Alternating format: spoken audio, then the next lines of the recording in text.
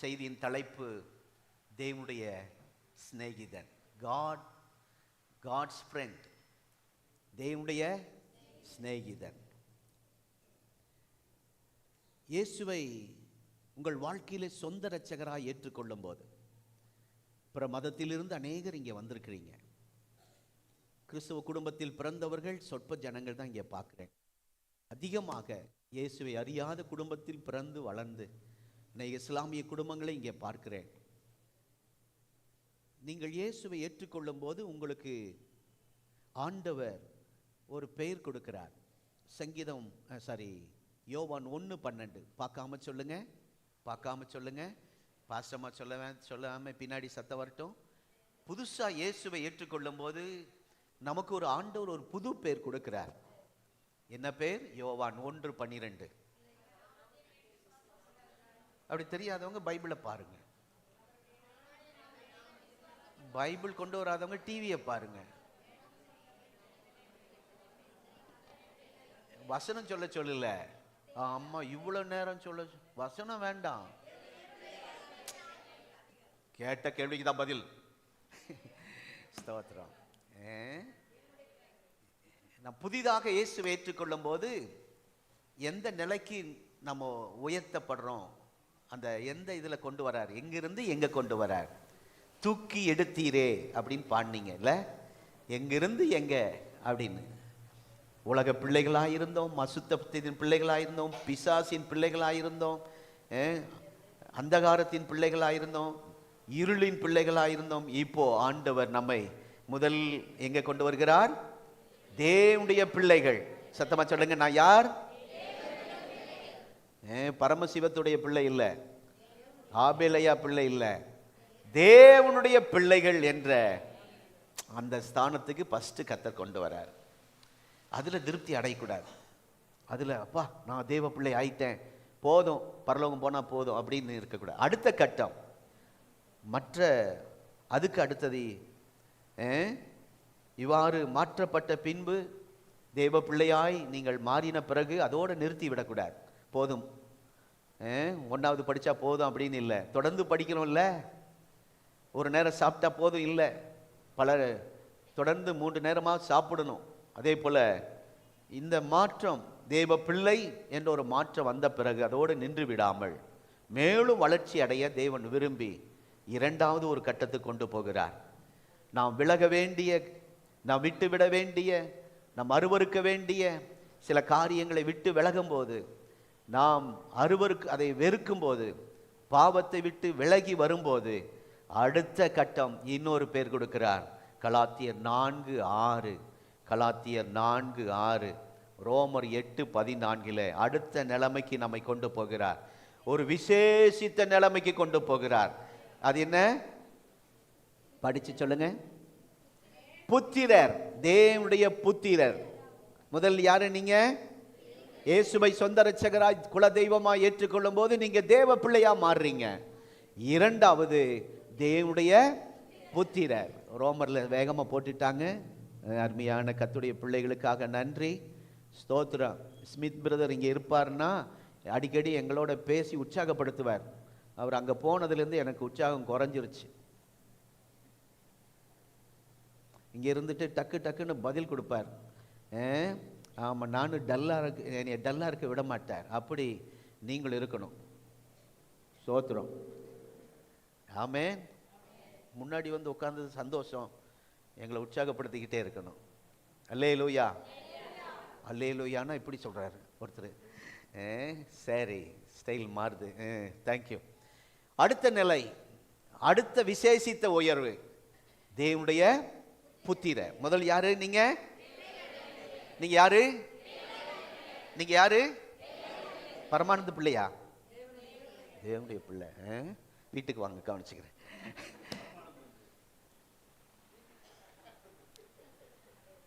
அடுத்த நிலை, விசேஷித்த நிலை என்ன? செகண்ட், சில காரியங்களை வெறுத்து ஆண்டவருக்காக விட்டு ஒதுக்கி. ஒரு அம்மா ஃபோன் பண்றாங்க, பாஸ்டர் கெடா விட்டு விருந்து ஒரு கறி வந்திருக்கு, சாப்பிடலாமா? இங்க இருப்பாங்க நினைக்கிறேன். மட்டன் வந்திருக்கு வீட்டுக்கு, சாப்பிடலாமா? ஏன்னா அப்போ எல்லாரும் வந்ததெல்லாம் ஆத்திரம் தோத்திரம் ஆமேன், வருதெல்லாம் என்னிடத்தில் வருகிறதை புறம்பே தள்ளுவதில்லை, எல்லாம் இங்கே தள்ளுவேன். மத்திய பிரதேசம், அது எங்கேருந்து வந்துச்சு, எதுக்கு வந்துச்சு, எங்க படைச்சிட்டு கொண்டு வந்தான், அதெல்லாம் அல்லேலூயா. சோத்திரத்தினால் என்னவாயிருமா? பரிசுத்தமாயிருமா. இவங்க சோத்திரம் போட்டு இது இங்கே போட்டுருவாங்க.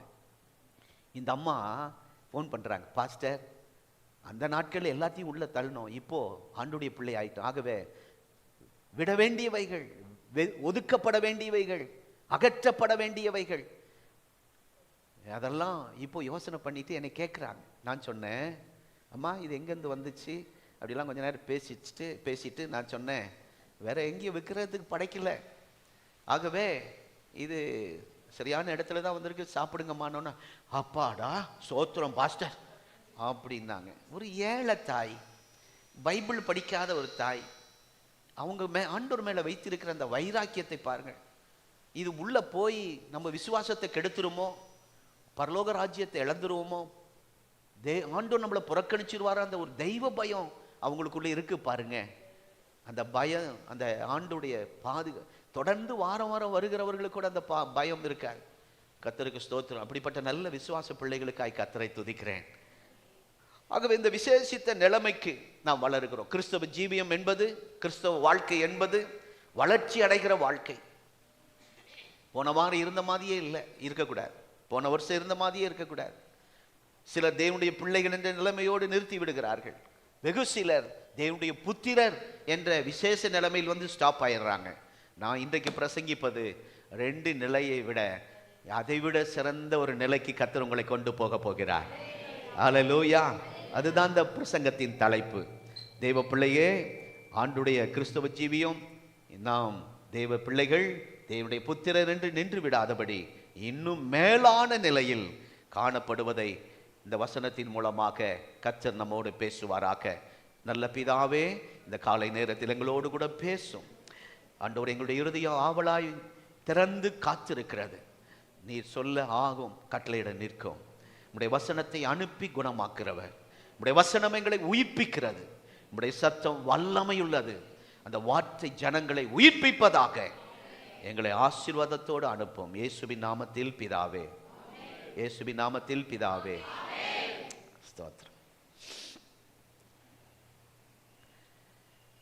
3வது சூழ்நிலை, அதுதான் தேவனுக்கு சிநேகிதனாய் மாறுவது. அங்க மேல போயிடுறோம். முதலாவது எங்க இருக்கிறோம்? ஃபர்ஸ்ட் ஸ்டாண்டர்ட், யூகேஜி, எல்கேஜி, தேவ பிள்ளை. அடுத்தது உயர்நிலை பள்ளி, எங்க தேவனுடைய புத்திரர். அடுத்தது காலேஜ், டிகிரி வாங்க போயிடுறோம். அது என்னது? தேவனுடைய சிநேகிதர். இன்னும் நிறைய பிள்ளைகள், நிறைய விசுவாசிகள் இன்னும் யூகேஜி, எல்கேஜிலே இருந்துட்டு இருக்கிறீங்க. அநேகர் உயர் நிலை பள்ளியிலே இருந்துட்டு இருக்கீங்க.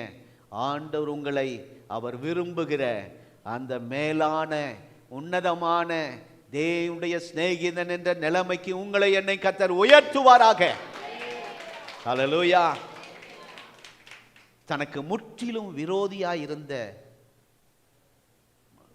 முழு சத்துரு, பயங்கரமான சத்துரு இருந்த முதல் ராஜா சவுல் இருந்த போதிலும் அவர் விரோதி தான் தாவீதுக்கு.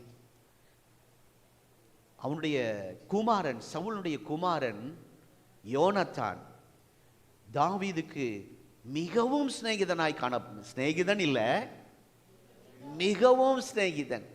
அது வசனத்தில் படிச்சீங்கன்னா இன்னும் கொஞ்சம் நல்லா இருக்கும். 1 சாமுவேல் 18ஆம் அதிகாரம் எழுதி கொள்ளுங்க. 1ஆம் வசனம்.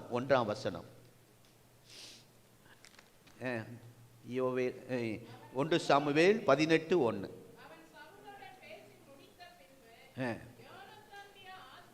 யோனாத்தானுடைய ஆத்துமா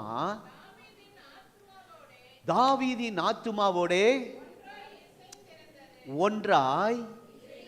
ஒன்றாய் இசைந்திருந்தது. யோனாத்தான் அவனை, தாவீதை தன் உயிரை போல சிநேகித்தான். அப்பா, என்ன லவ் பாருங்க. லவ் பண்ணி கல்யாணம் பண்ணவங்கள ஒரு அல்லேலூயா சொல்லுங்க.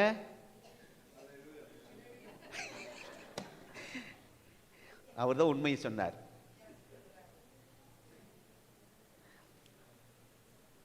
பைபிள் பிரகாரம் அதுதான். ஈசாக்கு அப்படிதான் பண்ணார். தன்னை நேசித்து மனைவி ஆக்கி கொண்டார். அதனால யாக்கோபா மனைவி ஆக்கி கொண்டு, தேங்க்யூ தேங்க்யூ. ஓ சரி, இதை தெளிவாக இருங்க. இந்த யூடியூப்ல ஒளிபரப்பு. சாரி, மனைவி ஆக்கி கொண்டு நேசித்தார். கடைசி காலம் அதை பைபிள் அப்படியே மாறிடக்கூடாது. ஆண்டவர் சித்தமானால் திருமணம் எப்படி செய்யணும், யாரை செய்யணும், வேதத்தில் உள்ள நமக்கு முன்மாதிரியானவர்கள் எப்படியெல்லாம் திருமணம் செய்தார்கள் என்று பிரசங்கிக்க வேண்டும் என்று அழுத்தப்படுகிறேன். சீக்கிரமாக செய்ய போகிறேன். ஏன்னா பிள்ளைகள் பாஸ்டர் இதுக்கு முன்னாடி பிரசங்கம் பண்ணியிருந்தேன், என் வாழ்க்கை இப்படி ஆயிருக்காதே என்று என் முன்னாடி கண் கலங்கி வந்து நிற்கக்கூடாது. ஏதோ வேகத்தில் இப்படி மாட்டிக்கிட்டேன், அப்பா அம்மா பேச்சை கேட்காம இப்படி ஆயிட்டேன், அப்படி கண் கலங்கி வந்து சபையில் நிற்பதற்கு முன்பாக அந்த செய்தி கொடுக்கணும்னு சொல்லி நான் ஏவப்படுகிறேன். சீக்கிரமாக அந்த செய்தியை நான் ஆயத்தம் செய்திருக்கிறேன், கொடுப்பேன். என்ன சொல்ல வரேன்னா, அருமையான தேவனுடைய பிள்ளைகளை, 3ஆம் வசனம் 1 சாமுவேல் 18:3.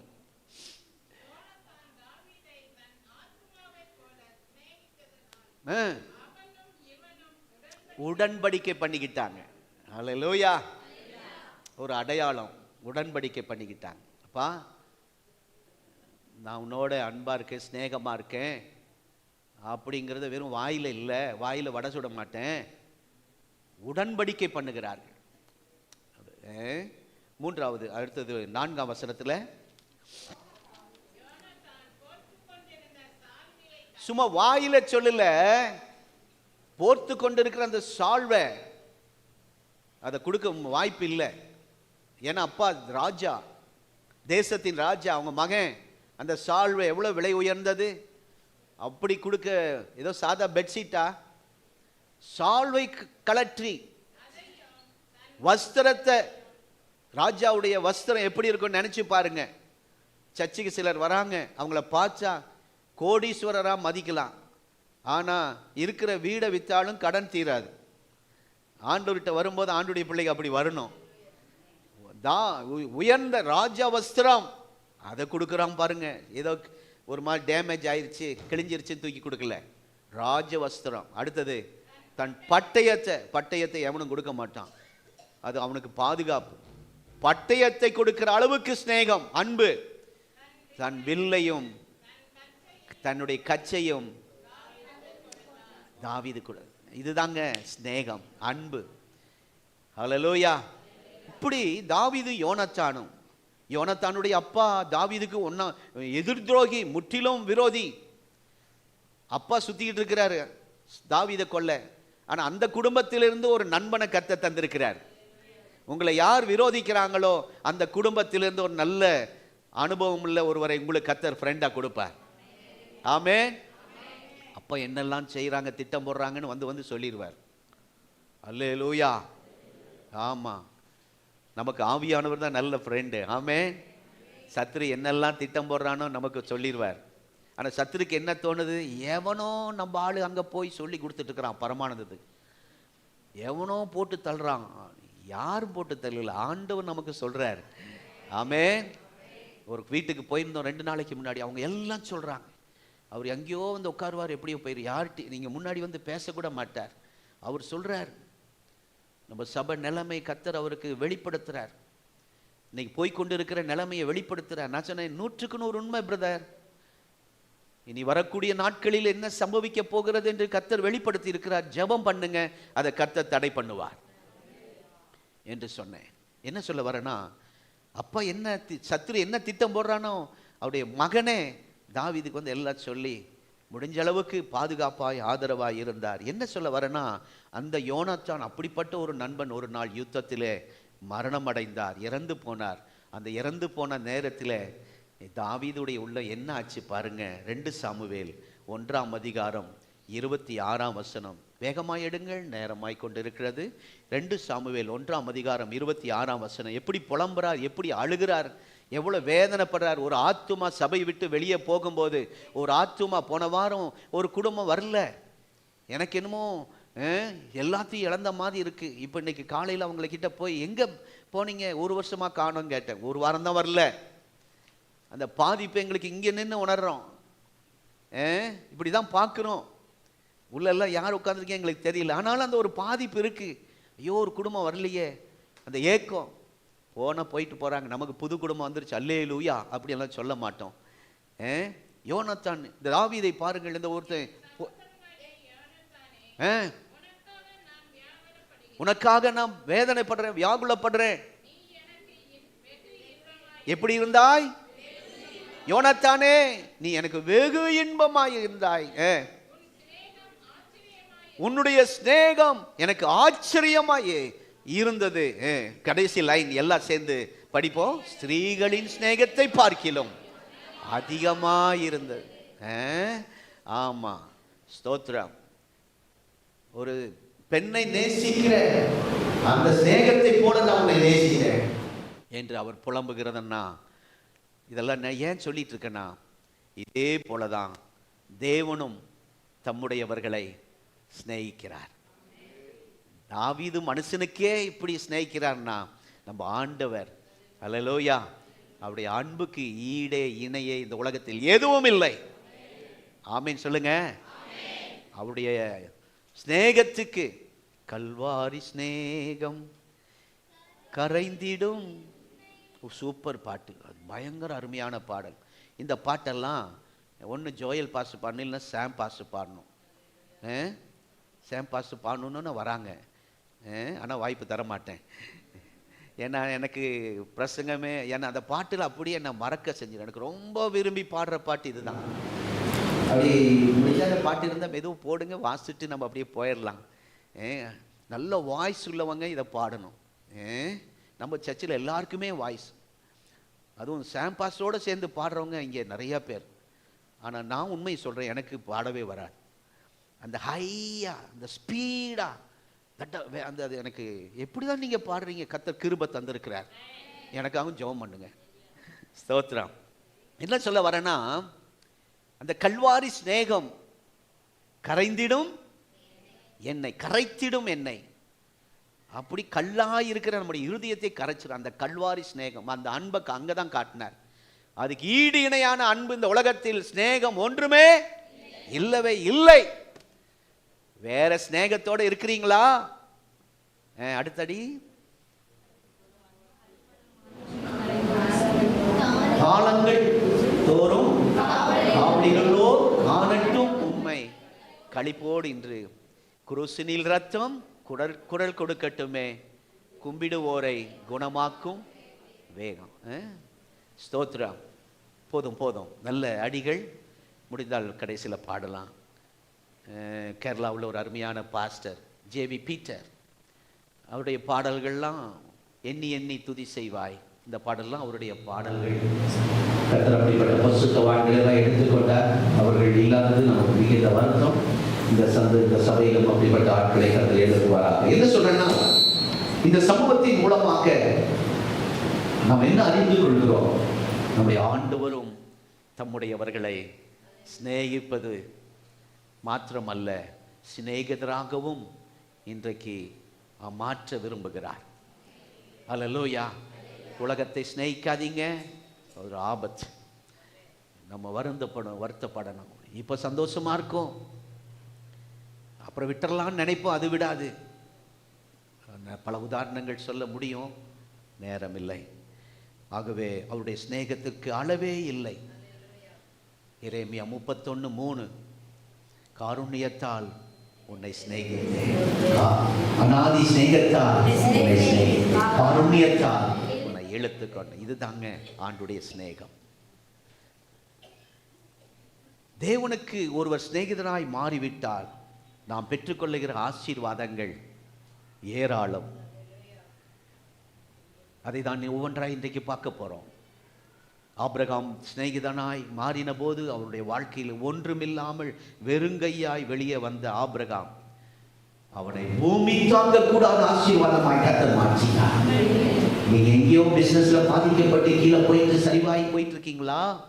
ஒன்று கண்டுபிடிச்சிருங்க, நீங்க எதையோ சிநேகிக்கிறீங்க, எதையோ விரும்புறீங்க, அதை வெறுக்க மாட்டிக்கிறீங்க. இயேசுவும் வேணும், கூழுக்கு ஆசை, கஷ்டம். ஆத்துல ஒரு கால்,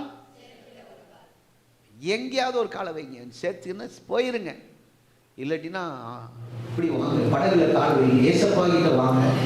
இயேசுவும் வேணும், இதையும் விட உலகத்தையும் விட மாட்டேன்னா, ஒன்று கவனிங்க, ஒன்று இயேசுவின் சிநேகிதர், அதுக்கு எதிர்மறையா சொல்லுங்க பிசாசு. சிநேகிதரை போய் பிசாசு, அதுக்கு எதிர்மறை பலவீனன் பலவான், இருள் வெளிச்சங்கிற மாதிரி சிநேகிதருக்கு எதிரடையாக ஏதாவது சொல்லுங்க பார்க்கலாம். பகைவன், சத்துரு, அதான் பிசாசுன்னு சொன்னீங்களோ, சாத்தான். விரோதி, எதிரி, துரோகி. பா, ஒன்னு இயேசுவின் சிநேகிதனாய் இல்லாதவர்கள் நீங்க இதெல்லாம் மோசக்காரர். அப்பா, அந்த லிஸ்ட்ல இருக்கணும் விரும்புறீங்களா? இந்த லிஸ்டுக்கு வர விரும்புறீங்களா? இயேசுவின் சிநேகிதராய் இல்லாதவர்கள் நீங்க ஏற்றுக்கொள்ளாவிட்டாலும் வேதம் சொல்லுகிறது, நீங்கள் தேவனுக்கு பகைஞர், தேவனுக்கு விரோதிகள். அவர்களை ஆசீர்வதிக்க முடியாத ஆண்டவர். டவுன் ஆகிட்டே தான் போகும். என்ன உபவாசம் இருந்தாலும், என்ன காணிக்கை கொடுத்தாலும் மேல வர முடியாது. ஆகவே இன்றைக்கு ஒரு தீர்மானம் பண்ணுவோம், இயேசுதான் என் சிநேகிதர். நான் நேசிப்பது மாத்திரமல்ல, அவரும் என்னை நேசிக்க வேண்டும். அல்லேலூயா. ஏசாயா 41ஆம் அதிகாரம் 8ஆம் வசனத்திலே போன வாரம் பிரசங்கம் அதுதான். ஆபிரகாம் ஆண்டுடைய சிநேகிதன். என் தாசனாகி இஸ்ரவேலே, நான் தெரிந்து கொண்ட யாக்கோபே, சிநேகிதனாகிய ஆபிரகாமின் சந்ததியே. நமக்கு என்ன அழகான ஒரு பேர் கொடுக்கப்பட்டு, அவங்க தாசன் இஸ்ரவேல், யாக்கோபு தெரிந்து கொள்ளப்பட்டவர். அதைவிட உயர்ந்த பட்டம் இயேசுவின் சிநேகிதன், ஆண்டுடைய சிநேகிதன், ஆபிரகாமின் சந்ததிகள் நம்ம எல்லாரும். ஹல்லேலூயா. 100 வயது வரைக்கும் ஒரு அற்புதம் நடக்கல. ஆண்டு விட்ட வரும்போது 75 வயது, இப்ப 90 100 வயது ஆயிடுச்சு, ஒரு அற்புதம் நடக்கல. உங்களுக்கு பல ஆண்டுகளாக அற்புதம் நடக்காமல் இருக்கலாம். முதல் வருடத்தில் எல்லாரும் சொல்லியிருப்பாங்க, நம்ம சாமியை விட்டுட்டு நீ போறியே, 33 கோடி தேவர்கள் விட்டுட்டு போறியே, நம்ம ஜாதி என்ன ஜனம் என்ன, யாரோ சொன்னதுக்காக இயேசுவை நம்பி போறியே, உன் வாழ்க்கை என்ன ஆகும் பாருங்க. 2வது வருஷம் வந்து வாழ்க்கை இப்படி இருக்கா அப்படின்னு, 3வது வருஷம் இப்படியெல்லாம் பேசி உள்ளத்தை உடைச்சிருப்பாங்க. அதையெல்லாம் தாங்கி கொண்டு ஆபிரகாம், அவருக்கு 4வது கனி இருந்துச்சு. 9 கனியில 4வது கனி ஆபிரகாமிகிட்ட இருந்ததுனால 25 வருடம் யாரோ பேசட்டும், என்னை அழைத்தவர் என்னை கைவிட மாட்டார், என்னை தெரிந்து கொண்டவர் என்னை உயர்த்துவார், நான் யார் என்றால் இயேசுவின் சிநேகிதன் அப்படின்ட்டு 25 வருஷம் யார் பேசினாலும் பேசிப்போம். செவிட்டு விரியம் போல இருந்துட்டார். நீ என்ன ஊதுனாலும் எனக்கு காதில் ஏறாது. நான் எனக்கு ஒரு ஆண்டுடைய சத்தத்தை கேட்டுட்டேன். அவர் என்னை பேரை சொல்லி அழைச்சிட்டார். அல்லேலூயா. தாமதமாகலாம், ஆனால் கர்த்தர் லேட் ஆனாலும் லேட்டஸ்டாக கொடுப்பார், பெஸ்டானதை கொடுப்பார். அந்த வைராக்கிய, விசுவாசம், நம்பிக்கை, ஓ ஸ்தோத்திரம். ஒரு அருமையான குழந்தை கர்த்தர் தந்தார். தேவனுடைய நாமம் மகிமைப்படுவதாக. இதுக்கெல்லாம் ஒரே காரணம், தேவன் தமக்கு கீழ்ப்படுகிறவர்களை அதிகமாய் நேசிக்கிறார். தமக்கு கீழ்ப்படுகிறவர்களுக்கு அதிகமான அற்புதங்களை கர்த்தர் செய்வார். இந்த நாளிலே ஒரு அற்புதம் செய்வாரே. பாடினது நல்லா தான் இருக்கு, ஆனால் நீங்கள் ஆபிரகாமுக்கு செஞ்ச அற்புதம் இன்றைக்கு உங்களுக்கு நடக்கணும்னா, இன்றைக்கு இயேசுவின் சிநேகிதர்களாய் நம்ம எல்லாரையும் கர்த்தர் மாற்றுவாராக. அல்லேலூயா. கடைசியில் இருக்கிற தேவ பிள்ளை புதுசாக வந்திருக்கீங்களா, இன்றைக்கு இயேசுவின் சிநேகிதனாய் மாறுங்கள், உங்களுக்கு அற்புதம் நடக்கும். ஆமென். கீழ்ப்படிங்க. ஆதாம் ஏவாளை அவருடைய சாயலால் படைச்சு சிறப்பான தோட்டம், ஒரு குறை இல்லைங்க, சாப்பாட்டு குறை. அப்படிதான் உங்களை என்ன வச்சிருந்தார் ஆண்டவர். என்னைக்கு கீழ்ப்படியாமல் போனாங்களோ எல்லாத்தையும் இழந்தாங்க. சரி, இவதான் போயிட்டு அங்க விட்டுலான்னு பார்த்து அடுத்த சந்ததி நோவா சந்ததி. அந்த சந்ததி மக்கள், நோவாவின் காலத்தில் வாழ்ந்த மக்களோ அதைவிட கொடூரமானவர்கள். வேதம் சொல்லுகிறது, ஆண்டவருடைய மேல இருந்து அவருக்கு அதை தாங்கல, சகிக்கல, ஆண்டவருக்கே பிடிக்கல, அவ்வளவு கொடிய பாவம், கீழ்ப்படியாம போனாங்க. அந்த நேரத்தில் தான் ஒரு விக்கிரக ஆராதனை செய்து கொண்டிருந்த ஒரு ஆபிரகாம் தேவனுக்கு கீழ்ப்படிந்தார். நல்லா கவனிங்க, எங்க அப்பா பாஸ்டர், நாங்க அந்த பரம்பரை கிறிஸ்தவங்க, நான் சர்ச்சுக்கு இத்தனை வருஷம் சீனியர் லீடர், இப்படியெல்லாம் பேசுகிறவங்க ஆதாம் ஏவாள் போல, நோவா காலத்தில் வாழ்ந்தவர்களைப் போல சிலர் இருப்பார்கள். ஆனால் விக்கிரக ஆராதனையிலிருந்து திடீர்னு ரட்சிக்கப்பட்டு உள்ள வராங்க பாருங்க, அவர்கள் ஆபிரகாமை போல உடனே கீழ்ப்படிவார்கள். கேள்வி கேட்காமல் கீழ்ப்படிவார்கள். நம்ம ஆட்கள் 1000 கேள்வி கேட்பான். பரம்பரை கிறிஸ்தவருக்கு பைபிளை தெரிஞ்சவங்க 1000 கேள்வி கேட்டு தான் அப்புறம் நம்புவான். ஆனால் அந்த விக்கிரக ஆராதனையில் வந்த ஆபிரகாம் கேள்வி கேட்காத விசுவாசம், உடனே உடனே கீழ்ப்படிந்து புறப்பட்டு வந்தார். அது மாத்திரமா, ஆதியா 22ஆம் அதிகாரத்தில், ஓ ஸ்தோத்திரம், உடனே உடனே கீழ்ப்படிந்து பலி செலுத்தினார். ஆபிரகாமை தேவன் அழைத்த போது உடனடியாக கீழ்ப்படிந்து வெளியே வந்தான். இன்றைக்கு கர்த்தர் உங்களை சிலரை வெளியே அழைக்கிறார். உலகத்திலிருந்து வெளியே வாங்க. எபிரேயர் 11:8, போகுமிடம் இன்னதென்று கூட அறியாமல் புறப்பட்டான். ஸ்தோத்திரம். அப்படி போனதான் கர்த்தர் ஆசீர்வதிப்பார். ஆமென். இன்றைக்கு ஊழியத்துக்கு அழைத்தால் அது எந்த சிட்டி, எவ்வளவு வருமானம், எத்தனை ஆத்துமா, நல்ல கார் இருக்கா, அந்த சர்ச்சில் பெரிய பங்களாவா, அப்படியெல்லாம் பார்க்குறாங்க. அன்னைக்கு ஆபிரகாம் அதெல்லாம் ஒன்றுமே, போகிற இடம் என்னன்னே தெரியாது, ஊர் பேரே ஆண்டவர் சொல்லல. அப்படி கீழ்ப்படிந்தார். ஆரம்பத்தில் காணப்பட்ட அந்த கீழ்ப்படிதல், ரட்சிக்கப்பட்ட ஆரம்பத்தில் இருந்த கீழ்ப்படிதல், சபைக்குள்ளே வந்தவுடனே சத்தியத்தை கேட்டு கீழ்ப்படிந்த அந்த ஆரம்ப கீழ்ப்படிதல், முதிர் வயது வரைக்கும் அந்த கீழ்ப்படிதல் இருந்தது ஆபிரகாமுக்கு. தேவ பிள்ளையே, அந்த கீழ்ப்படிதல் கடைசி வரைக்கும் இருப்பதாக. ஆமே. கல்யாணம் பண்ண ஆரம்பத்தில், வாமா வரங்க அங்கிள், வரேன், என்ன அங்கிள் இல்லை, வரேன் வரேன் மாமா, கூப்பிட்ட உடனே எல்லாத்தையும் போட்டுட்டு, யாரோ தண்ணி இறைச்சிட்டு இருந்தாங்களாம், வீட்டுக்காரர் கூப்பிட்டோன்னே விட்டுட்டு வந்தாங்களாம். அது அப்படியே நின்றுச்சான். அம்மா திருவள்ளுவரா?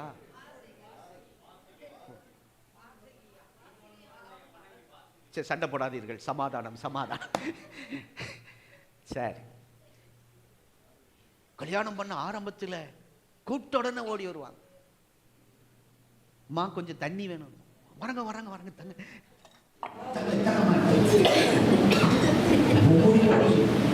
அதே ஒரு பெற்று 2 குழந்தை பெற்று கொஞ்ச நாள் ஆன பின்னாடி, வீட்டில் 1000 வேலை, கடை சமையல் ரூம்ல அந்த மனுஷன் இப்படியே தான் கத்திட்டு இருப்பார். நீ எடுத்து குடியா, போயா, சமையலை பார்ப்பனா, பிள்ளைய பார்ப்பனா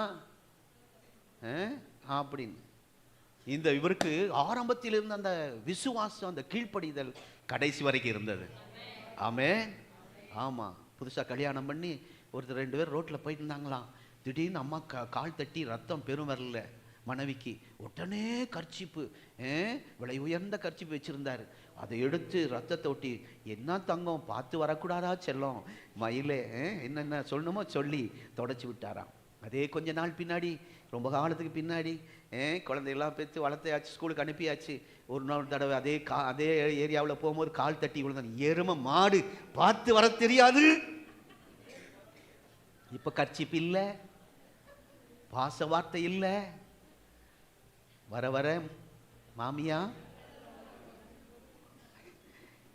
ஆரம்பத்திலே இருந்த அந்த விசுவாசம், கீழ்ப்படிதல் கடைசி வரைக்கும் ஆபிரகாம் கிட்ட இருந்ததுக்காய் ஸ்தோத்திரம்.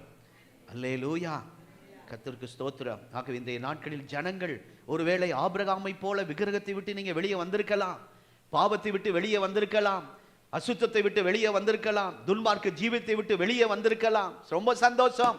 ஆனால் ஆபிரகாமை போல கீழ்ப்படுகிறீர்களா? பாஸ்டர், நான் ஆபிரகாமை போல எல்லாத்தையும் விட்டுட்டு வந்துட்டேன், விக்கிரகத்தை விட்டுட்டு வந்துட்டேன், உலகத்தை விட்டுட்டு வந்துட்டேன், பாவத்தை விட்டுட்டு வந்துட்டேன், சந்தோஷம். ஆனால் கீழ்ப்படுகிறீர்களா என்று கவனித்தால் சிலருக்கு கேள்விக்குறி. தேவனுக்கு கீழ்ப்படுகிறீர்களா? வசனத்துக்கு கீழ்ப்படுகிறீர்களா? ஊழியருக்கு கீழ்ப்படுகிறீர்களா? ஸ்தோத்திரம். தீர்க்கதரிசி சாமுவேல் ராஜாவினிடத்தில், சவுல் ராஜாவினிடத்தில் வந்து அவர் சொல்லுகிற வார்த்தை, பலியிடுவதை பார்க்கிலும் கீழ்ப்படிது ரொம்ப முக்கியம். எச்சரிக்கிறார் ராஜாவே, நீ நல்ல பலியிடுகிறீங்க, நல்ல வர்ஷிப், அப்பா சூப்பரா பண்றீங்க, ஜான் ஜெபராஜ் தோத்து போனோம். பலி செலுத்துறதுன்னா ஆராதனை, நல்ல ஆராதிக்கிறீங்க, நல்ல கைத்தட்டி ஆராதிக்கிறீங்க, உங்களை மறந்தார சூப்பர். ஆனால் அதை விட முக்கியம் ஆண்டவருடைய வசனத்துக்கு கீழ்ப்படியணும். ஆமென். அப்போஸ்தலனாகிய பவுல் ஒவ்வொரு சபையா போயிட்டு வராரு. திடீர்னு திருப்பூர் சிட்டி ஏஜி சர்ச்சுக்கு வந்துட்டாரு. அந்த சபை பேரு கலாத்தியர் 3:1. அந்த கலாத்திய சபையாருக்கு போய் பார்க்குறாரு. திடீர்னு பிரசங்கம். நாங்கள் ஆரம்பிக்கும் போது, பிரியமானவர்களே, பாஸ்டர் நாங்கள் என்ன சொல்கிறோம் உங்களை பார்த்து? பிரியமானவர்களே,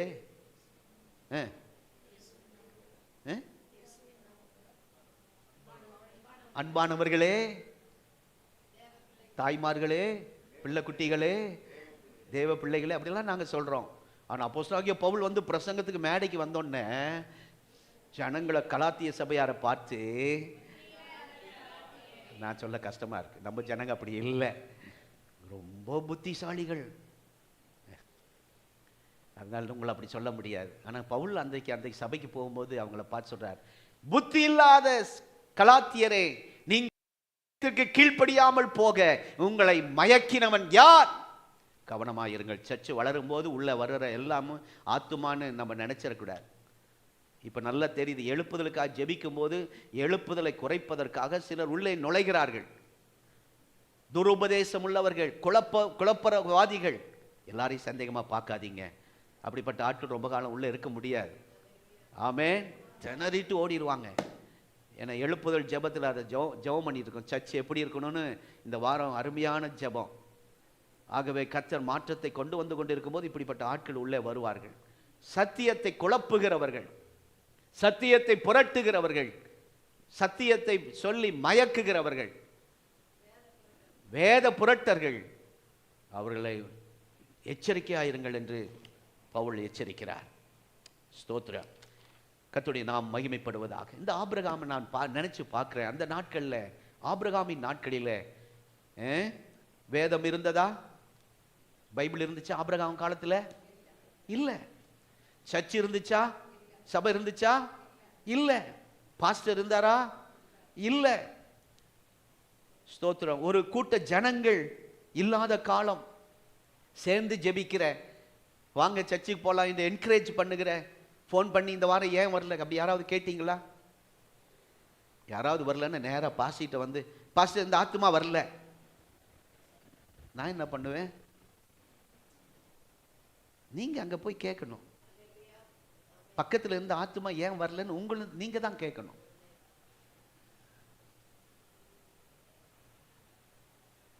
சிலது அவங்க சொல்லுவாங்க, நீங்க அதை அப்படியே எடுத்துட்டு வந்துடக்கூடாது, அதை ஃபில்டர் பண்ணணும். இல்லப்பா அப்படியெல்லாம் இல்லை, கீழ்ப்படியாதவர்கள்னு திட்டாரா, பாஸ்டர் என்னை திட்டார், நான் அந்த வாரம் வரமாட்டேன்ப்பா. உனக்கு இல்லைப்பா, கலாத்திய சபையாரை பார்த்து பேசியிருந்தாரு, உனைய பேசல, நீ வா, நீ ஆண்டவர் கீழ்ப்படுகிறன்னு சொல்லி அப்படி இருக்கும் பேசியிருப்பார். ஆமாம் ஆமாம், நம்ம இந்த கண்ணாடிக்காரன் ஒரு மாதிரி தான் அப்படின்னு சொல்லி குழப்பிட்டு வந்துடக்கூடாது. அந்த ஆத்மாவுக்கு ஃபோனில் ஏதாவது வசனம் சொல்லி ஜெபம் பண்ணி ஒரு மாதிரி தடுமாறிட்டு இருக்கிற ஆட்களை ரெடி பண்ணி கொண்டு வரணும். அந்த ஊழியத்தை கர்த்தர் தருவாராக. அல்லேலூயா. ஆபிரகாம் கர்த்தருக்கு எல்லாவற்றிலும் கீழ்ப்படிந்திருந்தார். இவரை தான் தேவன் தன்னுடைய சிநேகிதன் சொன்னார். நம்முடைய சர்ச்சு பிரச்சனை வந்தப்போ நான் ஸ்தாபனத்தை கீழ்ப்படிஞ்சேன். சில பாஸ்டர் சொன்னாங்க கீழ்ப்படியாத எதிர்த்துரு அப்படின்னா, நான் இன்னைக்கு வரைக்கும் நான் எதிர்க்கல. இந்த பலிபீடத்திலேருந்து கையில் பைபிளை வச்சுட்டு நான் சொல்கிறேன், நாங்கள் பாரு நல்லா இருக்கிறோம், சர்ச்சுக்குள்ளே இருக்கிறோம், வீட்டில் இருக்கிறோம், அதனால் நீ எதிர்த்துரு. நாங்கள் எதிர்த்ததுனால நாங்கள் நல்லா இருக்கிறோம். கீழ்ப்படியாத ஸ்தாபனத்துக்கு நான் கீழ்ப்படிஞ்சேன். சர்ச்சு சாவி கேட்டாங்க, கீழ்ப்படிஞ்சு கொடுத்தேன். பேங்க் பணங்கள்லாம் கேட்டாங்க, கீழ்ப்படிஞ்சு கொடுத்தேன்.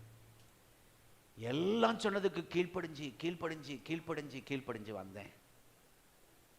இன்னைக்கு சொல்றாங்க அநேக பாஸ், நீங்க எங்களை போல இருந்திருந்தீங்கன்னா இந்த சூழ்நிலைக்கு போயிருக்க மாட்டீங்க. நான் சொன்னேன், உங்க சூழ்நிலை விட எங்களை ரொம்ப ஆசீர்வாதமா வச்சிருக்கிறார்.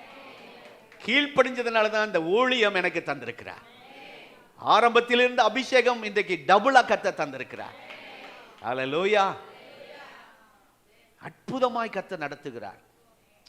இன்றைக்கு நானும் பாஸ்டமாவும் 2 பேரும் வந்த காணிக்கை எடுத்து ஊழியத்துக்கெல்லாம் கொடுத்து போக தடுமாறிக்கிட்டு இருந்த நாட்கள் அந்த நாட்கள் இருந்தது. அப்பெல்லாம் வசதி உள்ளவர்கள் கொடுக்கிறவர்கள் நிறைய பேர் இருந்தாங்க. ஆனால் இப்போ நல்ல ஜெபிக்கிறவர்கள், கஷ்டப்படுகிற மக்கள் தான் நம்மோடு இருந்தாலும் கர்த்தர் எங்களை சமாதானமாய் ஆசீர்வாதமாய் சந்தோஷமாய் இந்த ஊழியம் செய்ய வைத்திருக்கிறார். கீழ்ப்படிதல். கீழ்ப்படிஞ்சிங்கன்னா எங்கேயோ கொண்டு போயிடுவார். கர்த்தருடைய நாமத்துக்கு ஸ்தோத்திரம். ஆகவே அப்படிப்பட்ட அவரை பேரை பெருமைப்படுத்தினார், ஆசீர்வதித்தார், உயர்த்தினார். எத்தனை பேர் ஆமீன் சொல்றீங்க? ஆபிரகாம். இரண்டாவது ஒரு நபரை பார்த்து நாம் ஜெபிக்க போகிறோம். அவ்வளவுதான் டைம் நமக்கு இருக்கு. இரண்டாவது யோசுவா 3ஆம் அதிகாரம் 7ஆம் வசனம். ஒரு ஆராதனை முடிச்ச உடனே போன வாரம் ஒரு பிரதர் சொல்றார், பாஸ்டர் உங்க தலைக்கு மேல என்ன காணுமே? என் தலைக்கு மேல நம்ம சபையை கர்த்தர் மேன்மையாக வைப்பார். பாஸ்டர் உங்கள் ஊழியத்தை கர்த்தர் மேன்மையாய் வைப்பார். ஒரு முன்னாடி வந்து உட்கார்ந்து இருக்க ஒரு மனுஷன் சொல்லிட்டு போன அவ்வளவு சந்தோஷமா இருந்துச்சு. ஏன்னா அவ்வளவு உடைஞ்சிருந்தது அவருக்கு தெரியும். வீட்டில் போய் அவரை குழப்பி இருக்கிறாங்க. ஒரு ஆட்டோல ஏறினா அவன் குழப்பி இருக்கிறான். கடைசியில் அவனுக்கு சொல்லி ஒத்துக்க வச்சுட்டார். ஆமா ஆமா தெரியும், அந்த சபைக்கு நானும் தான் வந்திருக்கேன், பரமானந்த பிரசங்கம் கேட்டிருக்கிறேன், வேற எந்த சபையில அந்த ஆராதனை இருக்காது அப்படின்னு ஆட்டோக்காரன் இந்த சபைக்கு போகாதுன்னு சொன்ன அந்த ஆட்டோக்காரனே கடைசியில அதே சபைக்கு போங்கன்னு சொல்லக்கூடிய அளவுக்கு ஆண்டவர் நம்முடைய சபையை மேன்மையாக்கி வச்சிருக்கிறார். உங்களை இந்த வார்த்தை நிறைவேற போகிறது. இந்த வருட வாக்குத்தத்தம் நிறைவேற போகிறது. என்ன சொல்ல வரேன்னா, வாசிங்கள். கர்த்தர் யோசுவாவை நோக்கி, மோசோட இருந்தேன், பெரிய பாஸ்டரோட இருந்தேன், பெரிய சர்ச்சோட இருந்தேன், நீ இந்த சபைக்கு வந்திருக்க, உங்களோட நான் இருப்பேன். இஸ்ரவேல ஒரு குறிப்பிட்ட ஜனங்கள் இல்லை, எல்லாரும், திருப்பூர் எல்லாரும், தமிழ்நாடு முழுவதும், இந்தியா முழுவதும் பட்டி தொட்டிகளிலே உங்களை அறியும்படிக்கு இன்றைக்கு கர்த்தர் அவர்கள் கண்களுக்கு முன்பாக, விரோதிகள் கண்களுக்கு முன்பாக உன்னை மேலே வரவிடாமல் உன்னை முடக்கின சத்துருக்களுக்கு முன்பாக உன் கண்கள் காண. ஹல்லேலூயா. படிச்சு முடிங்க. அவர்கள் கண்களுக்கு முன்பாக. பக்கத்துல சொல்ற பேசுறாங்களான்னு பாருங்க. இன்னும் இப்படியே வச்சிருக்கிறார், இப்படிதான் வைப்பாரு. சொல்லும் போது ஆண்டோடைய வார்த்தை வரும்போது ஒரு எழுமி நின்று ஒரு அல்லேலூயா சொல்லிட்டு உட்கார்ந்து இருந்தீங்கன்னா எங்கேயோ மேன்மை ஆகியிருப்பீங்க. பக்கத்தில் கோவச்சாலும் பரவாயில்ல. இப்படி வார்த்தை வரும்போது, இந்த வசனம் வரும்போது, எனக்கு இங்கிருந்து இப்படி ஒரு கேபி இப்படி ஒரு பல்ட்டி அடிக்கிறா பாருங்க, எனக்கு வரமாட்டேங்க. பசங்க தோத்துறணும். அதனால தான் அடிக்கடி நினைப்பேன், அவளுக்குள்ள 8 பசங்க 8 அடி பாயிரா. அம்மாவை பார்க்காதீங்க, அம்மா அப்படி இருந்திருப்பாங்களோன்னு. அம்மாவையும் கையில் பிடிக்க முடியாது. துள்ளி. ஆமாம், பல்ட்டி. தப்பா சொல்லிடணும். என்ன சொல்ல வரேன்னா, இங்க இஸ்ரவேல் ஜனங்கள் எல்லாருக்கும் முன்னாடி எல்லாரும் பார்க்கிற விதத்தில் இப்போ வரைக்கும் யோசுவா எப்படி பார்த்துட்டு இருக்காங்கன்னா, அந்த இஸ்ரவேல் ஜனங்க எல்லாருமே மோசே பெரிய ஊழியக்காரன், பெரிய வல்லமையான ஊழியக்காரன், பிஷப், ரெவரண்ட், டாக்டர். யோசுவா யாரு? வேலைக்காரன், எடுபடி வேலைக்காரன். கேமரா எடுக்கணும், கால் வலிச்சா சேர்ல உட்காந்துக்கணும், முதுகு கூட சாய்க்க முடியல, பாவம். சாஞ்சிராதீங்க பின்னாடி. ஸ்தோத்திரம். உங்களுக்கு ஆண்டவர் நல்ல சேரை தருவாராக. ஆமே. அப்படியே வீல் சுத்துற மாதிரி, அப்படி சாயிற மாதிரி சீக்கிரம் வாங்கிடுவோம். வந்து சேர் போடணும், அவ்வளோதான். அந்த யோசுவாவை தேடி பார்த்தா இருக்க மாட்டார், மூளையில் எங்கேயும் அங்கே உட்காந்துட்டு இருப்பார். எல்லா வேலையும் செய்யறது யோசுவா. ஆனா ஒரு நாள் யோசுவாவை யாருமே பேசினதில்லை, யோசுவாவை யாரும் கனப்படுத்தினதில்லை, யோசுவாவை பார்த்து ஸ்தோத்திரம் பண்ணதில்லை. ஏன்னா வேலைக்காரன். எஜமானுக்கும் வேலைக்காரனுக்குள்ள வித்தியாசத்தை ரொம்ப நேரம் பேச முடியும். நீங்க இது பண்ணிக்கங்க. ஒரு ஓனர் ஒரு தொழிலாளி எப்படி இருப்பாங்க? ஓனர் உட்கார்ந்துட்டு இருப்பார் ஏசி ரூம்ல, தொழிலாளி போய் கை கட்டி நிற்பான். யோசுவா நிலைமையிலோடு நீங்க இன்னைக்கு நிறைய பேர் வந்து கர்த்தர் தெளிவா நம்மோட பேசுறார். கை கட்டி தான் நிக்கணும், பேசிட்டு வெளியே போயிடணும். அநேக ஊழியர்களுக்கு முன்பாக சில விசுவாசிகள் அப்படி இருக்கிறாங்க.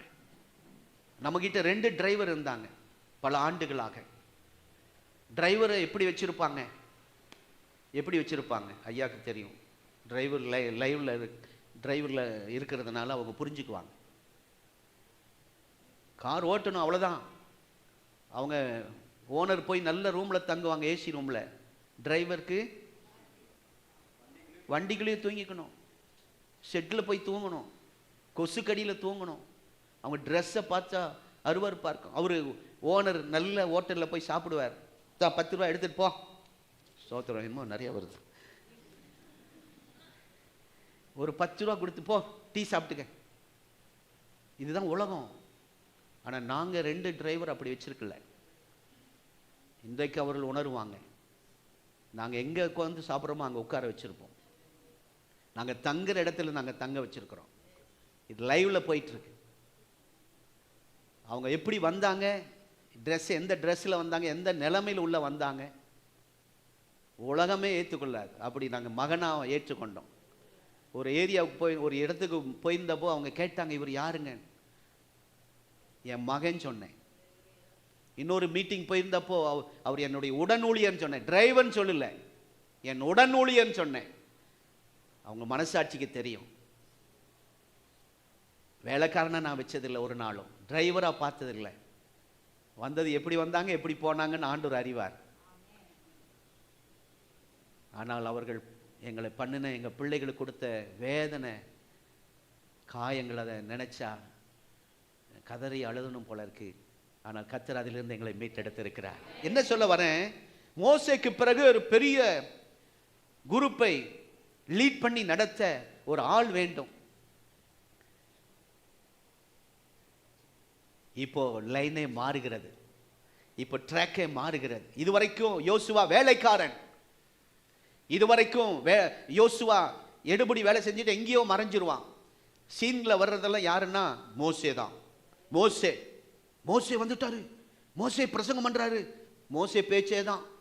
யோசுவா பேச்சு அங்கே இல்லை, ஏன்னா அவன் ஒரு வேலைக்காரன். இன்றைக்கு அநேகர் அப்படி நீங்க வந்திருக்கிறீங்க உங்க வாழ்க்கையில. யோசுவா 7:3 அப்படிதானே? 3:7 நிறைவேறும். இன்னைக்கு யோசுவாவை போல உண்மையா உழைக்கிறீங்க குடும்பத்துக்காக. ஆனா யோசுவாவை போல ஓரமா வச்சிருக்கிறாங்க, அற்பமா பார்க்குறாங்க, உங்களை ஒரு விதமா பேசுறாங்க. கர்த்தர் உங்களுக்கு ஒரு நல்ல நாட்களை வச்சிருக்கிறார். ஆமென். தூரமாய் அல்ல. ஆகவே மோசே தன் எல்லா காரியத்திலும் முன்னாடி இருப்பார். யோசுவா ஒரு சீனுக்கு முன்னாடி வர மாட்டார். ஒரு நாள் மேடைக்கு வந்து நின்னதில்லை. மோசே பக்கத்தில் நிற்க முடியாது யோசுவா. அடுத்த தலைவர் யார் என்று மோசேக்கே கெஸ் பண்ண முடியல, செலக்ட் பண்ண தெரியல. மாமனார் ஐடியா கொடுக்கிறார், ஐயா நீரே எல்லாரையும் வீட்டை சந்திக்கிறீர், நீரே ஜெபம் பண்றீர், முடியாது. உங்களுக்கு 2 பேத்தி இருக்கு. 2 பேத்தியா 3, எல்லாம் வீட்டை பார்க்கணும், அதை பார்க்கணும். அதனால நாங்க போறோம், ஜெபம் பண்றோம், நாங்கள் காரியத்தை செய்கிறோம், எங்க ஏரியா பொறுப்பு நாங்க தான் அப்படின்னா மாமனார் ஐடியா கொடுத்து 70 பேரை செலக்ட் பண்ணும்போது கூட யோசுவா செலக்ட் பண்ணக்கூடிய ஞானம் மோசேக்கு இல்லை. கூடவே இருந்து கஷ்டப்பட்ட இவ்வளவு நல்ல ஒரு வாலிபனை மறந்துட்டார். உங்களை அநேகர் மறந்துருக்கிறாங்க. நீங்க செய்த கஷ்டப்பட்ட காரியத்தை உங்க ஓனர் மறந்துருக்கிறாங்க. உங்க குடும்பத்துக்காக உழைச்சதை, கண்ணீர் விட்டதை உங்க குடும்பத்தார் மறந்துருக்கிறாங்க. இயேசு மறக்கவில்லை. அல்லேலூயா. கர்த்தருடைய நாமத்துக்கு ஸ்தோத்திரம். மோசே ஆண்டவரிடத்திலே ரெக்கமெண்ட் கூட பண்ணல. ஆண்டவரே எனக்கு அடுத்தபடியா அந்த யோசுவா இருக்கிறார். அப்படி ரெக்கமெண்ட் பண்ணல, உங்களுக்கு ரெக்கமெண்ட் பண்ண ஆள் இல்லை. ஆபிரகாம் பிள்ளை இல்லாது இருந்த போது இப்படி சொல்லிக்கிட்டார் ஆண்டவர்கிட்ட, ஆண்டவரே எலியாசார் இருக்கிறார் ஆண்டவரே, அப்படியே குடும்பத்தை நடத்திடுவேன், எலியாசார் வச்சுட்டு எனக்கு அவர் பிள்ளை மாதிரி தான். அடுத்தது சொன்னார், அப்படி இல்லையா ஆகார் குழந்தை இஸ்மவேல் இருக்கிறான் அப்படி சொன்னார். ஆனால் இவர் மோசே இதை கூட சொல்லல. ஆபிரகாமாவது இப்படி சொல்லி கை காமிச்சார், இவங்க இருக்கிறாங்க எனக்கு பின்னாடின்னு. ஆனால் மோசே இதை கூட வாயில பேசல. ஆண்டவரே எனக்கு பின்னாடி, ஞாபகமே இல்லை, நினைவிலேயே இல்லை, ஒரு நாளும் கனப்படுத்தல, ஒரு நாளும் முன்னாடி கொண்டு வரல, ஒதுக்கி ஒதுக்கி ஒரு ஓரமா வச்சுட்டு இருந்திருக்கிறார். ஸ்தோத்திரம். இப்போ மோசே சொல்றார் ஆண்டவர்ட்ட, இஸ்ரவேல் ஜனம் மெய்ப்பன் இல்லாத மந்தை போல செதறக்கூடாது, அதனால யாரையாகிலும் ஒருவரை செலக்ட் பண்ணுங்க ஆண்டவரேன்னு ஆண்டவர்ட்ட சொல்றார். கூட இருக்கிற யோசுவாவை மறந்துகிட்டு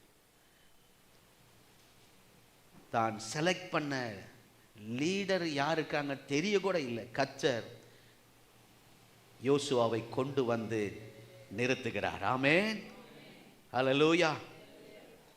யோசுவா அடுத்த தலைவர் என்பது கூட மோசே கனவுல கூட பார்க்கல. அநேகர் நினைச்சு கூட பார்த்திருக்க மாட்டாங்க. அந்த நிலைமையில கர்த்தர் உங்களை நிறுத்த போகிறார். இந்த திருப்பூர்ல கர்த்தர் உங்களை உயர்த்த போகிறார். ஹல்லேலூயா, ஸ்தோத்திரம். கர்த்தருடைய நாமம் மகிமைப்படுவதாக. இவன் தான் ஏதோ எதிர்பார்த்துக்கிட்டு இருக்கான், அப்படி இல்லை. மோசே நீ இன்னும் கானானுக்குள் போக மாட்டாய், இந்த பணி தொடர வேண்டும், நிறைவேற்றி முடிக்க வேண்டிய காரியங்கள் நிறைய இருக்கு. யோசுவா இளைஞன், செய்ய வேண்டிய வேலை பெரிய வேலை. வாலிப தம்பி தங்கச்சி கர்த்தர்களோடு பேசிக் கொண்டிருக்கிறார். என்ன ஆச்சரியம், யோசுவாவை கொண்டு 7 ஜாதிகளை 39 ராஜாக்களை ஆண்டவர் ஜெயிக்க கிருபை தந்தார். ஆமென். நம்ம ஒரு ஆளை சமாளிக்க முடியல. இந்த அபிஷேகம் உங்கள் மேல் இன்றைக்கு இறங்குகிறது. சொல்லுங்க, 7 ஜாதிகள் 39 ராஜாக்கள். ஆப்பா, அப்படின்னா ஒவ்வொரு நாட்டு தலைவனை க்ளோஸ் பண்ண மாதிரி. ஒரு நாட்டு தலைவரையே நம்ம போய் பார்க்க முடியல பிரதமரை. ஸ்தோத்திரம். கானானை சுதந்தரித்தான், 12 கோத்திரங்களுக்கு தேசத்தை பங்கிட்டு கொடுத்தான், சவால் நிறைந்த ஊழியம் செய்தான். அடுத்த நபரை மோசே கூட செலக்ட் பண்ண முடியல. அவன் சகல கலா வல்லவன், எல்லா அறிவு இருந்துச்சு. ஆனா ஆண்டவர் சொன்னார், நான் உன்னோடு கூட இருந்து செய்யும் காரியம் பயங்கரமா இருக்கும் மோசே அப்படின்னு சொன்னார். உன்னிடத்தில் உள்ள ஜனங்கள் எல்லாரும் அதை காண்பார்கள். சிம்ம சொப்பனமாய் விளங்கினான். எல்லாருக்கும் முன்னாடி மோசே மோசே மோசே அந்த பேச்சு, யோசுவா பேச்சே வரல. ஸ்தோத்திரம். இப்பொழுது ஆண்டவர் அந்த சீனுக்கு யோசுவாவை கொண்டு வந்து நிறுத்துகிறார். ஹல்லேலூயா. சில சீன்ல நீங்க முன்னாடி நிக்க போறீங்க. ஆண்டவர் இப்போ நினைப்படுத்துகிறார். கர்த்தர் யோசுவாவை நினைப்பூட்டுகிறார். மோசே, அந்த யோசுவா கூட்டிட்டு வா, அவன் மேல தலையில கை வை, அவனை அபிஷேகம் பண்ணு. அல்லேலூயா. புறக்கணித்தவர்களே உங்களை ஆசீர்வதிப்பார்கள், உங்களை வெளியே தள்ளின கைகளே உங்களை ஆசீர்வதிக்கும். மோசே, நீ யோசுவாவை ஓரங்கட்டி வச்சிருக்கலாம், அதே யோசுவா கூப்பிட்டு அவனை ஆசீர்வதி, அவன் மேல அபிஷேகத்தை கட்டளையிடு என்று கர்த்தர் சொல்றார். இதுதான் கர்த்தர் நம்முடைய சபையில செய்ய போகிறார். ஹல்லேலூயா. அநேகரை கர்த்தர் சிலரை முன்னாடி கொண்டு வர போகிறார். ஆமென். நீங்கள் விரும்பவில்லை என்றாலும் கர்த்தர் செய்வார். யோசுவா விரும்பல, நம்ம வேலை நம்ம ஊழியை முடிச்சுட்டு அப்படியே ஓரமா வந்துட்டு போயிடணும், அதுதான் யோசுவா. ஆனால் கர்த்தர் அப்படிப்பட்ட யோசுவாவை முன்னே கொண்டு வந்தார். சபையில சின்ன ஊழியம் செஞ்சாலும் கர்த்தர் மறக்க மாட்டார். என் ஊழியத்தில் ஒரு தம்பி சைக்கிளை அடிக்கடி சொல்லியிருக்கேன், என் சைக்கிளை துடைப்பார், அழகாக துடைப்பார், உண்மையாக துடைப்பார், நீட்டாக. அதுதான் முதல் வாகனம் எனக்கு. அவருக்கு நான் ஏதாவது கொடுப்பேன், இல்லைன்னா கடைக்கு கூட்டிகிட்டு போய் ஒரு டீ வாங்கி தருவேன். அது ஒன்றுக்காக அவ்வளோ அழகாக செய்வார். இன்றைக்கி அந்த தம்பி எங்கே இருக்கார் தெரியுமா? அன்றைக்கு அவரை பார்த்தா அவர் படிப்பாரா? அவருடைய கஷ்ட சூழ்நிலையெல்லாம் பார்த்தோம். அந்த சூழ்நிலையிலேருந்து அவர் இன்றைக்கு அமெரிக்காவில் செட்டில் ஆகியிருக்கார். தமிழ்நாட்டில் பல சபைகளை கட்டியிருக்கிறார், பல ஆயிரம் ஊழியர்களுக்கு உதவி செய்கிறார். ஒரு சைக்கிள் தொடச்சார். ஆண்டவர் மறக்க மாட்டார். ஸ்தோத்திரம். அவர் என்னை மறந்துட்டார், பரவாயில்ல, ஆண்டவர் என்னை மறக்கலை. நமக்கு சபையிலேருந்து அநேகரை கர்த்தர் வெளிநாட்டு கொண்டு போக போகிறார். அவங்கள வச்சு பல ஏக்கர் இடத்தை வாங்க போகிறோம். ஸ்தோத்திரம். அல்லேலூயா. ஆமென். கர்த்தர் நல்லவர். ஆகவே யோசுவா 6:27 படிங்க. ஆச்சரியமா இருக்கு, சீக்கிரம் முடிக்கலாம். யோசுவா 6:27. ஓ ஹல்லேலூயா. இவ்விதமாய் கர்த்தர் யோசுவாவோடு கூட இருந்தார். ஆமென். அவனுடைய பேர் அந்த வீதியிலே அப்படியா, அந்த ஊர்ல அப்படியா, தலைக்கு மேல கை சுத்தி சொல்லுங்க, தேசமெங்கிலும். எல்லாம் கை பார்க்கட்டும், சொல்லுங்க சத்தமா, தேசமெங்கிலும் நம்முடைய குடும்பத்தின் பேர், நம்முடைய சபையின் பேர், நம்முடைய பிள்ளைகளுடைய பேர் கீர்த்தியாக மேன்மையாக உயர்த்த போகிறான். ஹல்லேலூயா. என்ன ஆச்சரியம். இப்பொழுது இஸ்ரவேல் தேசம் மட்டும் அல்ல, கானான் தேசம் முழுவதும் யோசுவாவை 5 முறை அந்த படிச்சீங்கன்னா எல்லாரும் சொல்லிக்கிட்டே இருக்காங்க, யோசுவா யோசுவா யோசுவா யோசுவா யோசுவா. இதுக்கு முன்னாடி பேரே இல்லை. இப்போ ஆண்டவர் அந்த பேரை சீன்ல கொண்டு வரார், முன்னாடி கொண்டு வரார். ஆமென். மோசே பணிவிடைக்காரனாய் ஆரம்பித்த, மோசேக்கு பணிவிட வேலை செய்கிற வேலைக்காரனாய் ஆரம்பிக்க வைத்து ஊழியக்காரனாய் முடிக்க கர்த்தர் வைத்தார். ஆமென். சென்னையில் ஒரு பெரிய பாஸ்டர் இருக்கிறாங்க. அவங்க பாஸ்டருக்கு டிரைவராக இருந்தாங்க. அவருக்கு அந்த பெரிய சபையை கர்த்தர் கொடுத்தார்.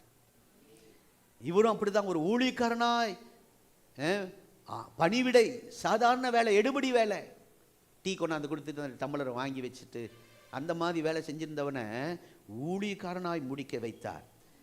வேலைக்காரனாய் இருந்தவனை தலைமைத்துவத்திற்கு வந்து கர்த்தரின் இதெல்லாம் செய்தது கர்த்தருடைய செயல். ஆமே. இதே திருப்பூர்ல அநேக அந்த 200 பேர் 300 பேருக்கு பாஸ்டர்களுக்கு தலைவராக இருக்கிறாங்க. இங்கிருந்து போன ஊழியர்கள், இங்கிருந்து போன விசுவாசிகள் ஊழியராய் கர்த்தர் நம்ம அவங்களை அனுப்பணும். இன்றைக்கு அவங்க ஸ்தாபனத்தின் அளவிலே கர்த்தர் அவங்களை உயர்த்தி வைத்திருக்கிறார், தலைமைத்துவத்திலே வைத்திருக்கிறார். நான் இல்லைனாலும் நம்முடைய உடன் ஊழியர்களை தலைமைத்துவத்திலே கர்த்தர், போன வாரம் ஒருவர் பிஷப் பட்டம் பெற்றிருக்கிறார், இங்கிருந்து போனவர். அல்லேலூயா. இன்னொருவர் பெரிய ஸ்தாபனத்திலே பொறுப்பாக இருக்கிறார். அவங்களாம் சின்ன ஊழியர். ஒரு நாள் கூட அவரை நான் பிரசங்கம் பண்ண விட்டதில்லை. அவ்வளோ சபையில் கஷ்டப்பட்டவங்களாம் இன்னைக்கு ஸ்தாபன தலைவர்களாக இருக்கிறாங்க. கர்த்தருக்கு ஸ்தோத்திரம். அறியப்பட முடியாத சூழ்நிலையில் ஆண்டவர் அறிமுகப்படுத்துகிறார் யோசுவாவை. அறிமுகம் செய்ய ஆளே இல்லாத சூழ்நிலையில் கர்த்தரே அறிமுகம் செய்தார். கர்த்தரே அறிமுகம் செய்கிறார். யோசுவாவை ஜனங்களுக்கு அறிமுகம் செய்தது மோசே இல்லை, கர்த்தர் அறிமுகம் செய்தார். யாருடைய நினைவிலும் இல்லாத யோசுவாவை ஆண்டுடைய நினைவிலே கர்த்தர் கொண்டு வருகிறார். உங்களை அவர் மறக்கல. யாரெல்லாம் பச்சை குத்தி வச்சிருக்கீங்க கையில? ரெட்டைலையா, உதயசூரியனா, கோலமா? அதை பார்த்து கவலைப்படாதீங்க. அதை நினைக்கும் போதெல்லாம் இந்த பச்சை குத்தி இருக்குன்னா இது போவே போகாது, எப்பவும் அறுத்தாலும் போகாது. அதே போலதான் ஆண்டவர் உங்களை நினைவில் வச்சிருக்கிறார். யாரும் அகற்ற முடியாது. இந்த ஊழியத்தை விட்டு யாரும் அகற்ற முடியாது. இந்த வாரம் ஒரு ஐயா வரேன்னு சொல்லியிருக்கார், பால்ராஜ். அவர் ஃபோன் பண்ணி கேட்டிருக்கார் பழைய விசுவாசிக்கிட்ட, உங்களை மாதிரியே இருப்பார் பால்ராஜ் ஐயா. உங்களை பார்த்தோன்னு அவர் தான் நினச்சிட்டேன். அவர் சொல்கிறாரு, பாஸ்டர் அந்த பழைய விசுவாசிக்கிட்ட கேட்டேன், 3 வருஷமாக எங்கேயும் சபைக்கு போக முடியல, போன சபையெல்லாம் எங்களுக்கு ஆராதித்த மாதிரி இல்லை, வீட்டிலே தான் இருக்கேன். சபையில் பாஸ்டர் பரமானந்தம் எங்கே இருக்கிறார்? மெட்ராஸுக்கு ஓடி போயிட்டார். பரமானந்தம் எங்கே போயிட்டாரு? மெட்ராஸ் குடும்பமா ஓடி போயிட்டார். திருப்பூரில் நல்ல விசுவாசி, அந்நிய பாஷை விட்டா வானம் அப்படி கீழே வந்துடும் சொல்லியிருக்கிறார். அவரும் அப்படி கேட்டுட்டு அவர் விடலை. யாரையெல்லாம் தேடி விசாரித்து கடைசியில் நம்ம சபை கண்டுபிடிச்சிட்டாரு. இந்த வாரம் வரேன்னு சொல்லியிருக்கிறார். நான் கேட்டேன், நீங்கள் ஆண்டவரை ஆராதிக்க போகிறீங்களா, வசனத்தை கேட்க போகிறீங்களா? அந்த சபையில் ஆராதனை சரியில்லை, செய்தி சரியில்லை. நான் 3 வருஷம், நம்ம ஒரு வாரம் வரலன்னா எவ்வளோ வேதனை இல்லை இல்லைம்மா? 3 வருஷமாக ஆராதனைக்கு போகாமல் எப்படிங்க இருக்க முடியும் வீட்டுக்குள்ளே? நான் சொல்றேன், மாதத்துக்கு ஒரு முறை வருகிற விசுவாசி இன்னைக்கு மனம் திரும்புது. நீங்களாம் செய்தியெல்லாம் தொடர் செய்தியாக தான் வந்துட்டு இருக்கோம். போன வாரம் வராதவங்களுக்கு இந்த செய்தி புரியாது. நான் சொல்றேன், தொடர்ந்து செய்திகள் வரும். ஒரு மாதத்துக்கு ஒரு செய்தி கூட இருக்கும். ஆகவே எல்லா வாரமும் முக்கியமான வாரங்கள். ஆமென். கர்த்தருடைய நாமத்துக்கு ஸ்தோத்திரம். கடைசியா வேகமா சொல்லி முடிக்கிறேன். ஆபிரகாமுக்கு பேர் பிரஸ்தாபப்பட காரணம் கீழ்ப்படிதல். யோசுவாவை கர்த்தர் உயர்த்துவதற்கு காரணம் பரிசுத்தம். எழுதி வச்சுங்க, வாலிப தம்பி தங்கச்சி, எழுதி வச்சுங்க. இன்னைக்கு எங்கேயோ மூளையில் உட்கார்ந்துட்டு இருக்கிறீங்க, இன்றைக்கு ஏதோ நிலைமையில் இருக்கிறீங்க.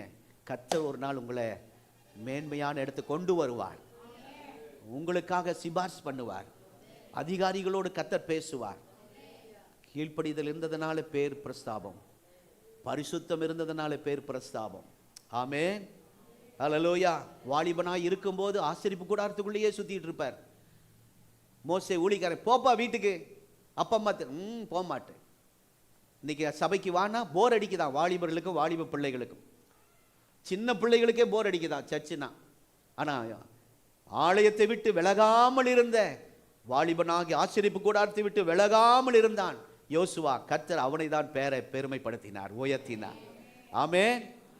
ஒரு பொன் கன்றுக்குட்டி உருவாக்கிய அதுக்கு மெயின் காரணம் ஆரோன் காரணமாய் இருந்தார். இந்த பிரச்சனைக்கு காரணம் இந்த மனுஷன். இந்த குடும்பத்தில் பிரச்சனை காரணம் இந்த ஆள். இந்த ஆபீஸ்ல பிரச்சனை காரணம் இவன் தான் அப்படின்னு சிலர் கை நீட்டி பேசுறோம் இல்ல. அன்றைக்கு பொன் கன்றுக்குட்டி செஞ்சு விக்கிரகத்தை கொண்டு வந்து குழப்பத்தை ஏற்படுத்தினவன், ஆண்டுடைய கோபத்தை கொண்டு வந்தவன் ஆரோன். அந்த குரூப்ல யோசுவா பேர் இல்லை. மறுபடியும் அழுத்தி சொல்றேன், குழப்பத்தின் கூட்டத்துக்குள்ள யோசுவா இல்லை. தனியா நின்னார். அவன் பேரை காணோம். நீங்க எந்த கூட்டத்தில் இருக்கிறீங்க? 4 பேர் சேர்ந்து குழப்பறானா அந்த கூட்டத்தில் இருக்கக்கூடாது. நீ ஆமா சாமி போட்டுக்கிட்டு பேசிட்டு என்ன ஆவில நிரம்புறது? குழப்பத்தை விட்டு வெளியே வா. ஆரோன் குழப்பரவாதி, ஆண்டுடைய கோபத்தை இறக்கினவன். அந்த குரூப்ல யோசுவா இல்லை. ஆண்டவர் பேசும்போது விக்கிரக ஆராதனைக்கு காரணம் யோசுவா என்று ஒரு குற்றச்சாட்டவில்லை. அங்கே குழப்பம் ஏற்படுகிறது என்றால் யோசுவா அப்படி ஒதுங்கிக்குவார். இதுக்கு நமக்கு சம்பந்தம் இல்லை. நம்முடைய வேலை ஆராதிப்பது, நம்முடைய நோக்கம் ஆண்டவருக்கு ஊழியம் செய்வது, பிரசங்கம் கேட்பது, ஆராதிப்பி காணிக்கு கொடுப்பது, ஏதாவது சப்போர்ட். இது முடிஞ்சிட்டா யோசுவா அந்த சீன்லேருந்து விலகிடுவார். ஏதோ ஒரு குழப்பம் நடக்குது, ஏதோ பேசுறாங்க, பிரச்சனை கொடுக்க போறாங்க அப்படின்னு அந்த ஆரோன் குரூப்ல யோசுவா இல்லாமல் விலக்கி காத்தது போல உங்களை என்னை கர்த்தர் விலக்கி காப்பாராக. சில பாஸ்டர்கள்லாம் கூடுறாங்க, லைவ்ல போயிட்டு இருக்கா, ஸ்தோத்திரம். கூடுறாங்க, கூப்பிடுறாங்க. எனக்கு தெரியும் ஏதோ ஒரு குழப்பம் ஏற்பட போகிறது. அதிலிருந்து கர்த்தர் எங்களை விலக்கி கர்த்தர் பாதுகாக்கிறார். ஆமென். அந்த யோசுவா தான் யோர்தானுக்கு முன்பாய் போய் நின்ற போது அந்த பரிசுத்தமான கால் பட்டா யோர்தான் 2ஆய் பிரியும். ஆமென். ஹல்லேலூயா. ஒரு ஆயி பட்டணம், சின்ன பட்டணம், சின்ன கிராமம். இதுக்கு முன்னாடி எரிகோவை ஜெயிச்சவர், இதுக்கு முன்னாடி பெரிய பெரிய வெற்றி கண்டவர், ஒரு சின்ன பிரச்சனையில உடைஞ்சு போய் விழுந்து கிடக்கிறார். யோசுவா எழும்பு, நீ ஏன் பிள்ளை, நான் உன் பேரை பெருமைப்படுத்த போறேன், உன்னை உயர்த்த போறேன். உனக்குள்ள இருக்கிற பரிசுத்தம் எல்லாருக்கும் தெரியும். நீ குழப்பற ஆட்களோட இருக்க மாட்டேன், பிரச்சனை பண்ற ஆட்களோட நீ சேர மாட்டே, எனக்கு தெரியும். எழும்பு, ஒரு ஆகான் இருக்கிறான், அவனை கண்டுபிடி என்று கர்த்தர் சொன்னார். ஸ்தோத்திரம். விழுந்து கிடந்தான். பரிசுத்தம். தேவ சமூகத்தில் விழுந்து கிடப்பது, மற்ற மக்களுக்காய் தேவ சமூகத்தில் எழுப்பதில் ஜெபத்துக்கு வருவது பரிசுத்தம். அதுதான் அடையாளம். கடைசியில் சொல்ற, நானும் என் வீட்டாருமோ என்றால், கரங்களை உயர்த்தி சொல்லுவோம், நானும் என் வீட்டாருமோ என்றால் கர்த்தரையே சேவிப்போம். ஆமென். யாரு சபை விட்டு ஓடி போனாலும் நான் குடும்பமாக ஓடி போக எழுதி கொடுத்துட்டு போனோம். அதுதான் அர்த்தம். நானும் என் குடும்பமும் ஆராதிப்போம்னா என்ன அர்த்தம்னா, யாரோ சபை விட்டு ஓடி போகட்டும், நானும் குடும்பமும் ஓடி போக. பெண்கள் தான் சொல்றாங்க, ஆண்கள் சத்தம் வர மாட்டேங்குது. யார் பரிசுத்தமா இருந்தாலும் இல்லாட்டியும் நாங்க அப்படி பரிசுத்தமாய் இருப்போம். யார் பின்னாடி ஒதுங்கி இருந்தாலும் நாங்கள் அப்படி இருக்க மாட்டோம். ஆமென். இந்த யோசுவா யாரும் முன்னாடி கொண்டு வர விரும்பவில்லை. ஆண்டவர் முன்னாடி கொண்டு வந்து நிறுத்தினார். நானும் சொல்லுவேன், இதுக்கு கர்த்தருடைய செயல். எல்லாம் சத்தமாக சொல்லுங்க, கர்த்தருடைய செயல். இது கர்த்தருடைய செயல். எங்களுக்கெல்லாம் இன்னைக்கு வரைக்கும் சப்போர்ட் பண்ண, நமக்கு ஆதரவாக பேச யாருமே இல்லை. அதுக்காக ஸ்தோத்திரம். நம்ம தைரியமாக சொல்கிறோம், கர்த்தருடைய செயல். ஆமென். ஹல்லேலூயா. ஆகவே இந்த அனுபவத்திலே கர்த்தர் உங்களை நடத்துவாராக. ஸ்தோத்திரம். நம்மை ஆண்டவருக்கு அர்ப்பணிப்போம். கர்த்தர் பெரிய காரியங்களை செய்வார். ஜெபம், எல்லாரும் எழுந்திருப்போம். மூன்றாவது ஒரு நபர் இருக்கிறார், அவர் தாவீது. அவரையும் இருக்கிற வயசானவங்களையே மூத்த உங்களுக்கு முன்னாடி உயர்த்தினாராம். அது காரணம், அவர் ஆராதிப்பவர். உங்களையும் ஆண்டவர் அப்படி உயர்த்துவாராக. ஸ்தோத்திரம். காணிக்கை நேரம். ஒரு பாடலை பாடும்போது காணிக்கை செலுத்தி கர்த்தரை மகிமைப்படுத்துவோம்.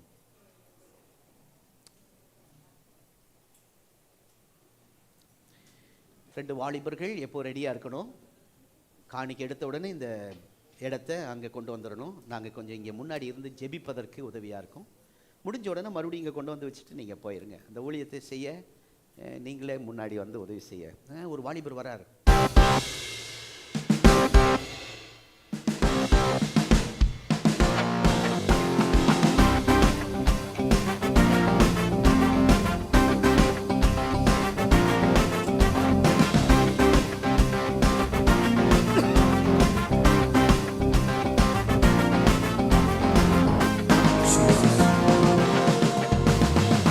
அறிமுகமெல்லாம் என்னிடம் வந்து அரியணை ஏற்றும் திட்டம் தந்து என்னை அறிமுகம் செய்தவரே, எனக்கு பின்னணியாய் நிற்பவரே.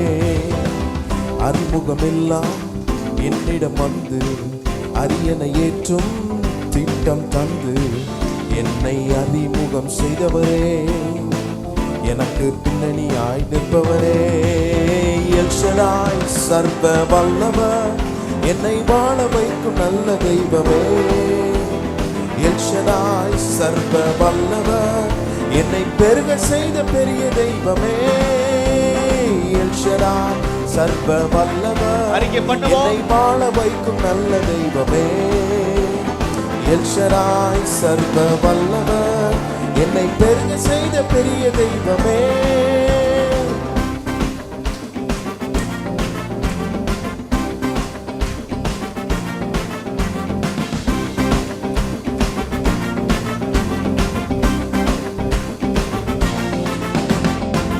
எத்தனை ஆமான் எத்தனை சவுல்கள் எந்தன் பாதையில் வந்தனரே.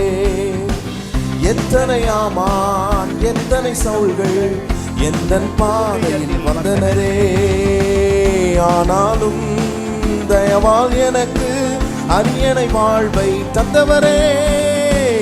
ஆனாலும் தயவால் எனக்கு அரியணை வாழ்வை தந்தவரே, தந்தவரே. எல் ஷடாய் சர்வ வல்லவர், என்னை வாழ வைக்கும் நல்ல தெய்வமே. எல் ஷடாய் சர்வ வல்லவர், என்னை பெருக செய்யும் பெரிய தெய்வமே. எல் ஷடாய் சர்வ வல்லவர், என்னை வாழ வைக்கும். எல் ஷடாய் சர்வ வல்லவர், என்னை பெருக செய்யும் பெரிய தெய்வமே.